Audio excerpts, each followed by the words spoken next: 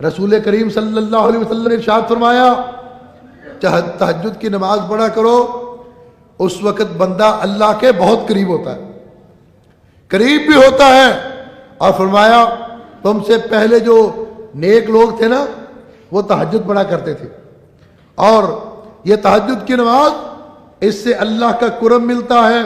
یہ تہجد کی نماز گناہوں کو مٹا دیتی ہے۔ اور فرمایا تہجد کی نماز پڑھنے والے کی بیماری کو اللہ دور کر دیتا ہے۔ جو بیمار ہے، ڈاکٹروں نے جواب دے دیا، حکیموں نے جواب دے دیا، وہ رحمت کائنات کی زبان اقدس سے نکلنے والے اس نسخے کو آزمائے، اس پر عمل کرے،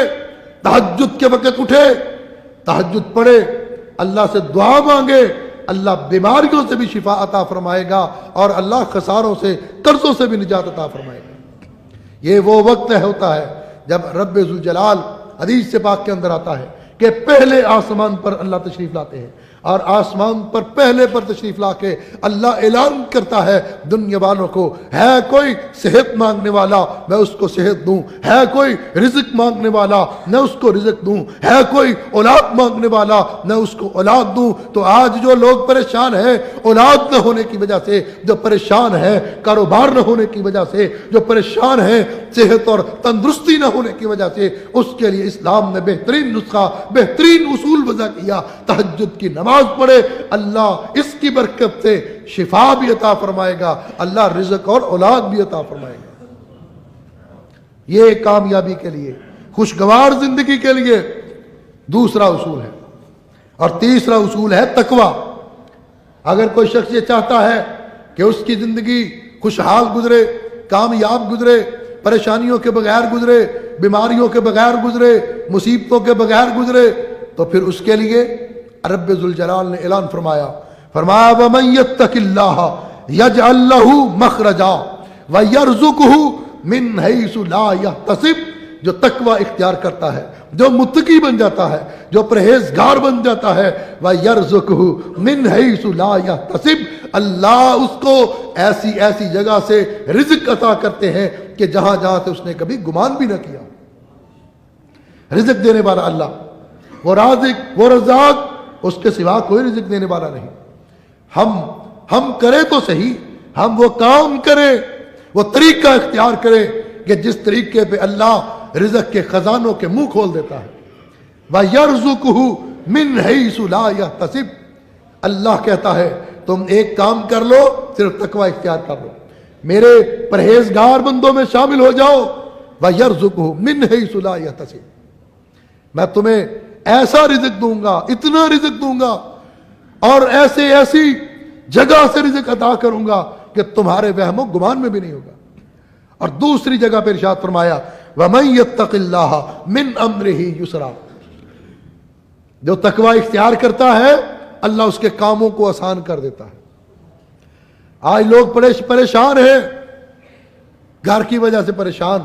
کاروبار کی وجہ سے پریشان، حکومت کی وجہ سے پریشان، حکومت عوام کی وجہ سے پریشان،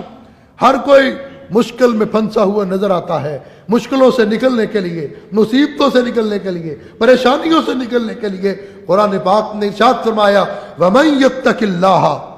مِنْ أَمْرِهِ يُسْرًا، تم تقوی اختیار کرو، متقی بن جاؤ، پرہیزگار بن جاؤ، اللہ تمہارے لیے مشکلات کو دور کر کے اللہ آسانیاں پیدا کر دے گا۔ اور یہی بات رب ذوالجلال نے ایک اور جگہ پر ارشاد فرمایا وَلَوْ أَنَّ أَهْلَ الْقُرَىٰ آمَنُوا وَاتَّقَوْا لَفَتَحْنَا عَلَيْهِمْ بَرَكَاتٍ مِّنَ السَّمَاءِ وَالْأَرْضِ، اگر بستی والے، ملک والے، شہر والے ایمان لائے اور تقوی اختیار کرے، وَلَوْ أَنَّ أَهْلَ الْقُرَىٰ آمَنُوا وَاتَّقَوْا، اگر وہ ایمان والے بن جائیں، تقوی والے بن جائیں، لَفَتَحْنَا عَلَيْهِمْ بَرَكَاتٍ مِّنَ السَّمَاءِ وَالْأَرْضِ، اللہ کہتا ہے میں ان پر آسمانوں اور زمینوں کی برکتوں کے دروازے کھول دوں، میں ان کے لیے پھر آسمانوں اور زمینوں کی رحمتوں کے دروازے کھول دوں، ان پر رحمتوں اور برکتوں کی بارش ہو۔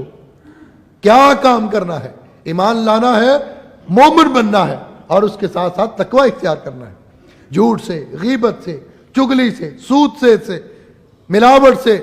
پاک ہونا ہے، رشتہ داروں سے اچھا سلوک کرنا ہے، ہمسایوں سے اچھا سلوک، محلے والوں سے اچھا سلوک، برادری سے اچھا سلوک، اچھے رویے، اچھے اخلاق، اچھی چیزیں، یہ فلمیں، یہ گانے، یہ ناچ، یہ ڈانس، ان کو چھوڑ کے اللہ والا بن جاؤ، اللہ کے رسول والا بن جاؤ، وہ کام کرو جو اللہ اور اس کے رسول نے حکم دیا، تو کیا ہوگا؟ ارشاد فرمایا کہ وَاتَّقَوْا لَفَتَحْنَا عَلَيْهِمْ بَرَكَاتٍ مِّنَ السَّمَاءِ وَالْأَرْضِ، یہ اللہ کا وعدہ ہے، یہ اللہ کا اعلان ہے۔ اگر چاہتے ہو کہ تم مصیبتوں سے نکلو، پریشانیوں سے نکلو، خوشگوار زندگی، خوشحال زندگی ملے، تو پھر اس کے لیے تم کو یہ کرنا پڑے گا۔ کتاب اللہ حدیث مصطفیٰ کی ترجمان، مرکزی جمعیت اہل حدیث پاکستان۔